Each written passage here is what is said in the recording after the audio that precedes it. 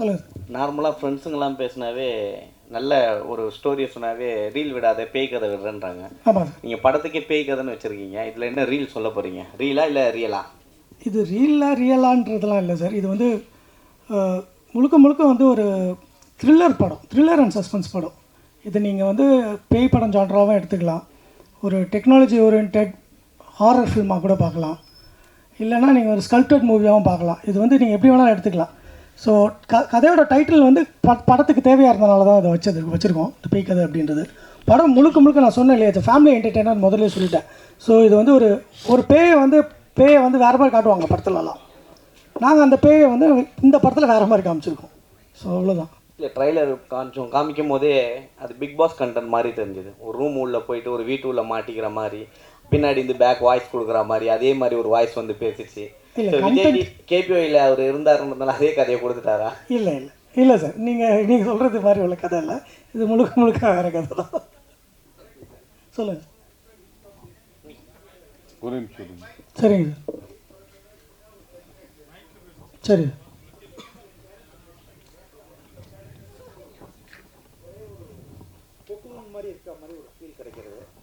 Okay. அதாவது வந்து இதில் வந்து படத்தில் வந்து நாங்கள் முதல்ல ஸ்கிரிப்ட் பண்ணும்போதே ஆரம்பிக்கும் போதே வந்து ஒரு பேய் படம் அப்படின்ற ஒரு ஃபோக்கஸ்லேயே படத்தை நாங்கள் எழுதலை. ஸ்கிரிப்டிங் உட்காரும் போது டைலாக்ஸ்லாம் உட்காந்து நாங்கள் எழுதும் போதே வந்து இது ஒரு பேய் படம், பேயை வச்சுலாம் தான் பண்ண போகிறோம் அப்படின்ற மாதிரி ஒரு பாயிண்ட்டுக்கு நாங்கள் கதையை எழுதலை. ஹாரர் ஒரே ஒரு செக்மெண்ட் தான் ஹாரரா, இல்லைனா வந்து இந்த ஃபீல்காக கொடுத்துருக்கீங்களா? அது ஒரு ஃபீல்காக இதுதான் சார், உள்ள எலிமெண்ட் தான். இது வந்து படம் ஃபுல்லாகவே நீங்கள் வந்து ஸ்கோபிஃபைடாக எடுத்துக்கலாம். அதாவது எப்படின்னா, படம் ஃபோக்கஸ் வந்து உங்களுக்கு ஃபுல்லாகவே த்ரில்லிங்காக தான் இருக்கும். நீங்கள் பார்க்கும்போது படத்தோட ஸ்டார்டிங்லேருந்து எண்டு போர்ஷன் வரைக்குமே த்ரில்லிங்காக தான் இருக்கும். பட் அதுக்குள்ளே என்ன எலிமெண்ட் இருக்குன்றதை நீங்கள் படத்தில் பார்த்தீங்கன்னா தான் உங்களுக்கு தெரியும். சார், ஏதாவது காம்ப்ரமைஸ் பண்ண வேண்டியிருந்தா சில இதுக்கு எல்லா ஆடியன்ஸும் கேட்டர் பண்ண வேண்டியிருக்கு. எங்கேயாவது ஒரு பிட் லூப் ஹோல்ஸ் ஏதாவது செட்ரேட் பண்ண வேண்டியிருந்தா? சார் கண்டிப்பாக சார். ஏன்னா காம்ப்ரமைஸ் இருக்கும், அதாவது வந்து பட் ஆனால் அதை வந்து எப்படி நம்ம அந்த காம்ப்ரமைஸை எப்படி நம்ம ஃபுல்ஃபில் பண்ணுறோன்னு ஒன்று இருக்கு இல்லையா. எல்லா இதுலேயுமே காம்ப்ரமைஸ் இருக்கும். நீங்கள் எல்லா செக்மெண்ட்ஸில் போகும்போது நம்ம ஒன்று யோசிக்கும் போது அந்த இடத்துல ஒரு மைனர் காம்ப்ரமைஸ் இருக்கும். பட் அதை நான் ஃபுல்ஃபில் பண்ணியிருக்கேன் இந்த படத்தில். என்ன தான் அது காம்ப்ரமைஸாக இருந்தாலும் அதை எப்படி அதை கரெக்டாக கொண்டு வரணுன்றதை ஜஸ்டிஃபை பண்ணியிருக்கேன். ஃபார் எக்ஸாம்பிள், இப்போ நாங்கள் நிறைய படங்கள் அனிமேஷன் போர்ஷன்ஸ்லாம் வந்து அனிமேஷனாக வேறு மாதிரி ஒரு பாயிண்ட் ஆஃப் வியூவில் தான் இருக்கும். அதாவது ரொம்ப பிரம்மாண்டம், ரொம்ப அனிமேஷன்னாலே அப்படி தான் பார்க்குறோம் இல்லையா. பிரம்மாண்டம், அதில் நிறைய வருஷம் ஒர்க் பண்ணுறாங்க, அதோட போர்ட்ரேஷன்ஸ் வேறு மாதிரி இருக்குது. நாங்கள் வந்து விஆர் டெக்னாலஜி, இப்போ குழந்தைங்களாம் விஆர் போட்டுட்டு விளையாடுறாங்க இல்லையா, சும்மா கண்ணில் மாட்டிப்பாங்க, அவங்க போவாங்க, திடீர்னு பார்த்தா டமால் விழுகிற மாதிரி அவங்க நடிச்சுப்பாங்க. ஏன்னா உள்ளே நடக்கிறது என்னன்னு தெரியாது, பட் உள்ளே வந்து அவங்க விஷுவலைஸ் பண்ணிக்கிறாங்க. அந்த விஷுவலைஸ் எஃபெக்ட்ஸை கொஞ்சம் இதில் யூஸ் பண்ணியிருக்கோம். ஸோ இந்த மாதிரி ஏரியாஸில் கொஞ்சம் சில ஏரியாங்களை நாங்கள் காம்ப்ரமைஸ் பண்ண வேண்டியது. ஆனால் டெக்னாலஜி ஓரியன்டாக போகும்போது, இப்போ அன்ரியல் இன்ஜின் அந்த மாதிரி டெக்னாலஜிலாம் போகும்போது அதில் சில விஷயம் காம்ப்ரமைஸ் பண்ண வேண்டியது. பட் அதை நாங்கள் ஃபுல்ஃபில் பண்ணிட்டோம். ஏன்னா கதைக்குள்ளே வரும்போது அதை நாங்கள் ஃபுல்ஃபில் பண்ணிட்டோம். Thank you sir. Thank you sir. Sabesh sir, நீங்கள் தேவா சார் ஃபேமிலிலேருந்து வந்திருக்கீங்க. தம்பி வந்திருக்காரு ஸ்ரீகாந்த் தேவா. எங்களுக்கு ஒரு ஆதங்கம் இருக்குது. 400 படத்துக்கு மேலே தேவா சார் இசையமைத்திருக்காரு. ஆமாம், நிறைய மக்கள் ரீச் ஆகிருக்காரு. ஸ்ரீகாந்த் தேவா சார் கூட அந்த கருவறை படத்துக்கு தேசிய விருது வாங்கியிருக்காரு. தேவா சாருக்கு தேசிய விருது கிடைக்கல. அதை பற்றி என்ன நினைக்கிறீங்க? கஷ்டமாக தான் இருக்குது. ஆமாம், எவ்வளோ நல்ல படங்கள்லாம் பண்ணியிருக்காரு, நல்ல பாடல்கள்லாம் கொடுத்துருக்காரு. எல்லாருக்கும் என்ன சொல்லுவீங்க, தேவனா கானான்னுவீங்க. அது கிடையாது.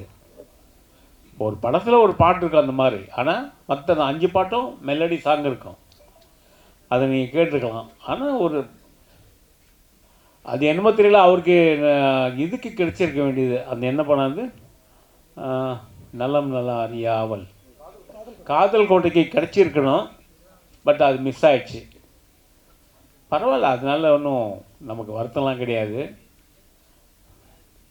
தேவா வாங்கினாருன்னா அண்ணன் வாங்கலைன்னா இந்த பையன் வாங்கிட்டார் இல்லையா, அது போதாதான் நமக்கு இல்லையா.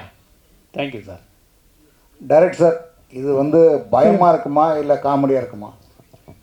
காமெடி கலந்த பயமாக இருக்கும் சார். ஏன்னா பயம் இருக்குது, கண்டிப்பாக சில ஸ்பாட்ஸில் பயம் இருக்குது நிறைய. அதான் சொன்னேன் இல்லையா, ஒரு செக்மெண்ட் பண்ணியிருக்கோம், ஒரு லேயர்ஸ் பண்ணியிருக்கோம். படம் ஸ்டார்டிங்லேருந்தே ஒரு லேயர்ஸ் பண்ணியிருக்கோம். ஒரு லேயர்ஸுமே உங்களை வந்து கன்ஃபியூஷன்லேயே கொண்டு போகும். அந்த மாதிரி உள்ள படம். அதில் சில இடத்துல நீங்கள் கண்டிப்பாக பயப்படுற எலமெண்ட்ஸும் இருக்குது.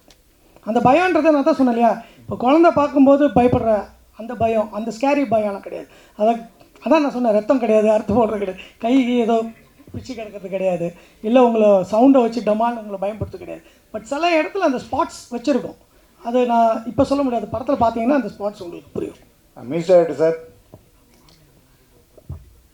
சார் இதில் உங்களுக்கு இசையமைக்கும் போது உள்ள சவால்கள் எப்படிங்க சார்? ஆக்சுவலி இதில் இருக்க சவால்லாம் ஒன்றுமே பெருசாக இல்லை. ஏன்னா நானும் அவனும் மியூசிக்கில் ரொம்ப ட்ராவல் பண்ணியிருக்கோம். ஸோ அவர் கேட்டது நான் கொடுத்துட்டேன்னு நினைக்கிறேன். பெரிய எனக்கு கஷ்டமாக தெரியல.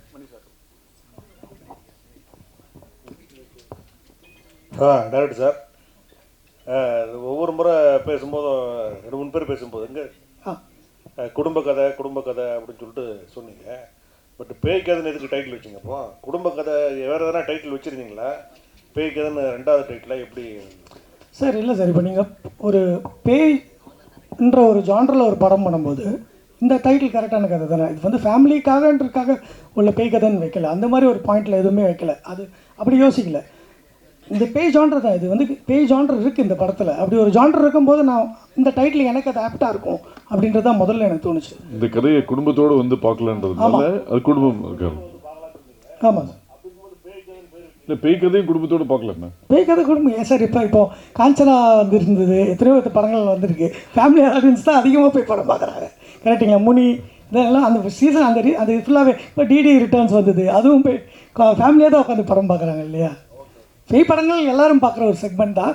அது நம்ம எப்படி காட்டுறோன்றது. நான் இப்போ வந்து ஹாரிஃபைடாக அதை காமிச்சேன்னா எனக்கு கண்டிப்பாக சென்சாரில் வரும்போது உங்களுக்கு அது தெரியும் இல்லையா? அவ்வளோ ஹாரிஃபைக்காக இருந்ததுன்னா படம் அது வேறு கேட்டகரியில் போயிடும். சபேஷ் சார், சார் இப்போ வந்து மியூசிக் டைரக்டர் பூரா எல்லோரும் மொத்தமாக குத்தகை எடுத்துடுறாங்க. எடுத்துகிட்டு 15 கோடி 20 கோடின்னு ஸ்டார்ட் பண்ணிட்டு இன்ஸ்ட்ருமெண்ட் ஆளுங்களுக்கு வேலையே கொடுக்கறதில்ல. உங்கள் யூனியன் அதுக்காக என்ன செஞ்சுக்கிட்டு இருக்கு சார்?